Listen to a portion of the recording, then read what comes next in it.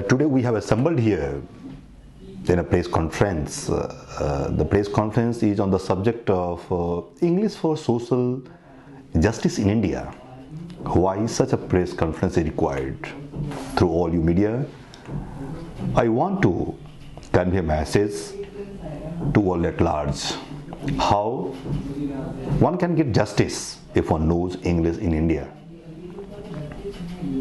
This is the fact. The bounties of English must percolate down through even lower strata of the society. Therefore, spoken English skills must be made accessible to all sections of society, irrespective of caste, creed, gender, and religion, for their prosperity and growth. Noticeably, the proceedings of Supreme Court are held only in English. This means if we want to get justice from the top court, we have to communicate ourselves in English. It is because if you go to the Supreme Court of India with an application, with a petition in Hindi or in any other languages used in India, they are not accepted here. So we have to communicate ourselves in English. Only then we can be heard in the Supreme Court of India. Though there is an option of using Indian language in some of the high courts and the lower courts of India, yet English is prevalent there. What's the practical aspect that we need to understand? Practically, all the orders, judgments are written only in English. It means the people, a large section of the society in India who do not know English, may face the problem because they are not heard. They do not understand. So there is a need for taking English to the common man in India. Moreover, when you think of the people, according to a survey, 97% of engineering students, engineering graduates, can't speak in English fluently. Moreover, 51% of them are not employable just because they cannot communicate themselves in English, which gives an impression English is a key factor in employability skill in today's job market. Even in the government sector, passing the English test is compulsory at most of the competitive examinations. Even in the commissions, those students who write for commissions, they have the similar situation. English speaking professionals are said or reported to be earning 30 to 40% more than those who can't communicate themselves in English. This is the scene of our country.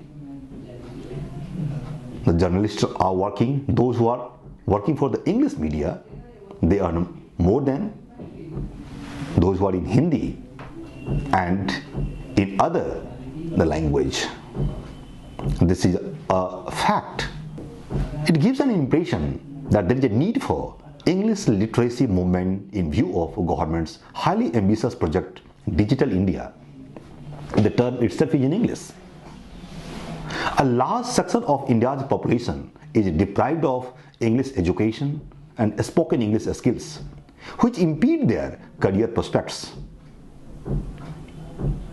This is a point to be noted here, that English is no longer only a language in Indian context. Spoken English is now a life skill in our country.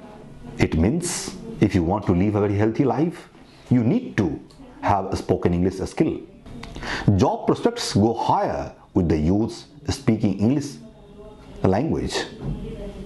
Moreover, overseas education is not possible without English skills, as one has to pass International English Language Testing System, IELTS.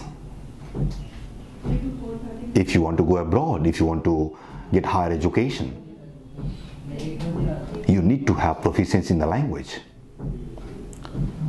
I would like to take you to the flashback during the freedom movement. The father of the nation, Mahatma Gandhi, was a great supporter of English education. He had a firm command on the language, which enabled him to put forth his views, ideas, his messages, and got understood also, which led him to win over British rule. He answered the Britishers with the same coin, the language they spoke.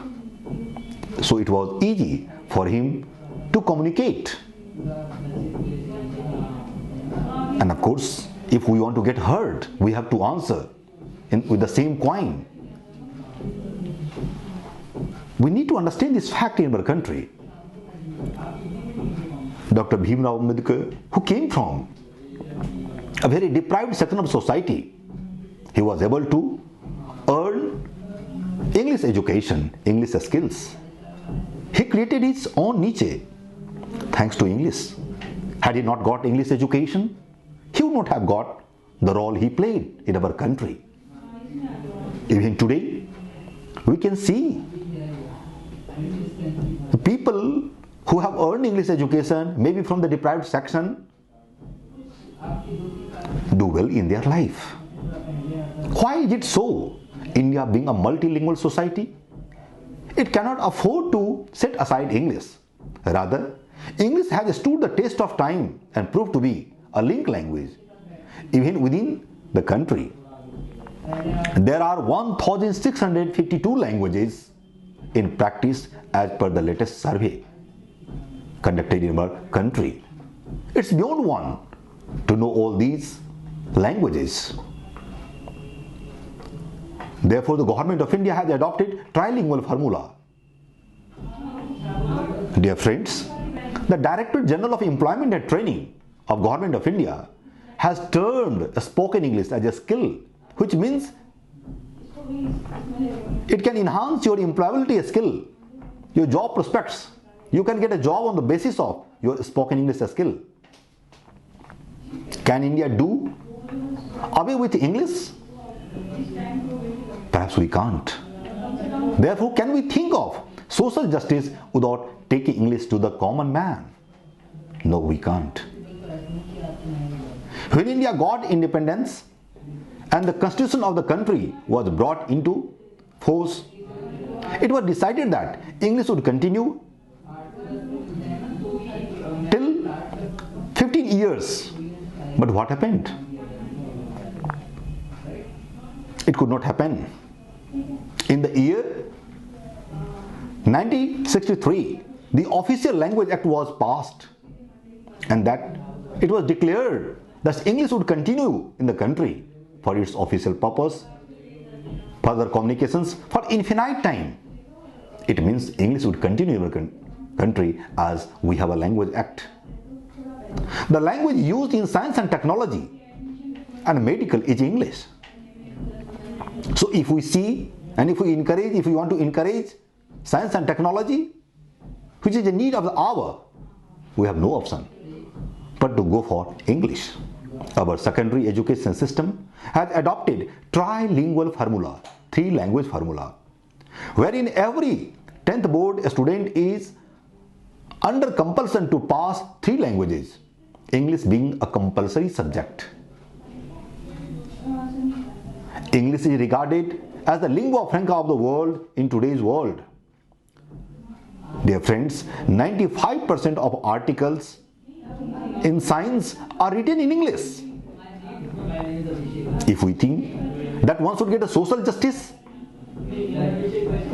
one should understand what is happening in the world, for your kind information, 85% of world's literature is in English. If you deprive a chunk of people in India not to have English skills, this means you are depriving what the world literature has to offer. But only 10% of India's population knows English today as per survey.